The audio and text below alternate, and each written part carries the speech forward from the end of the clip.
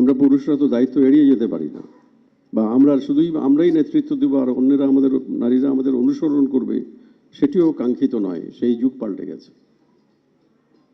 এখন নারীরা আমাদের নেতৃত্ব দিচ্ছে।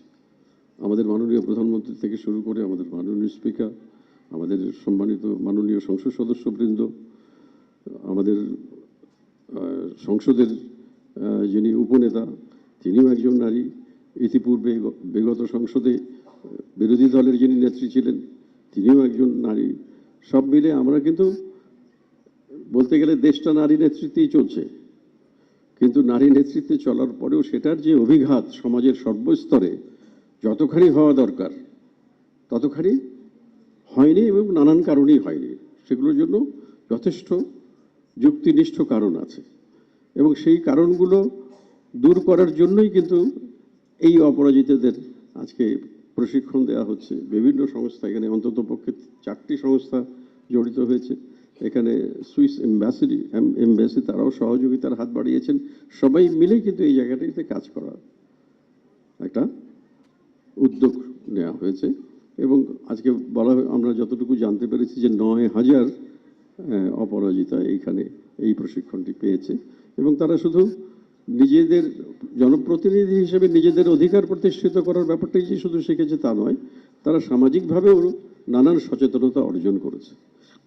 সেইটা যেন আমরা সবাই মিলে কাজে লাগাই, এবং তাহলেই আমরা সত্যিকার অর্থে আজকে আমাদের মাননীয় প্রধানমন্ত্রী বাংলাদেশটিকে যে জায়গায় নিয়ে যেতে চাইছেন সেই জায়গায় আমরা পৌঁছতে সক্ষম হব। এখানে আমার নির্বাচনী এলাকার কয়েকজন প্রতিনিধির সঙ্গে ইতিমধ্যে দেখা হয়েছে। তারা যথেষ্ট সক্রিয় ভূমিকা পালন করেন আমাদের এলাকায়। আমার বিশ্বাস যে এখানে যারা আছেন তারা একই রকমভাবে সক্রিয়।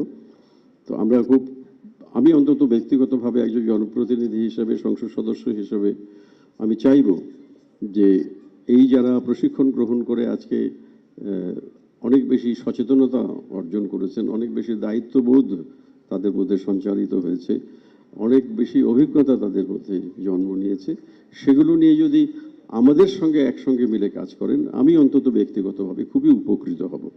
এবং সেটি আমার একটা প্রত্যাশা থাকলো সবার কাছে। আমাদের আজকে নারী পুরুষ মিলে আমরা বাংলাদেশটাকে আমরা মুক্তিযুদ্ধের মধ্য দিয়ে যেভাবে বিজয় অর্জন করে এনেছি, আমরা আগামীতেও আরো বড় বিজয়ের দিকে এগিয়ে যাব, তাতে কোনো সন্দেহ নেই।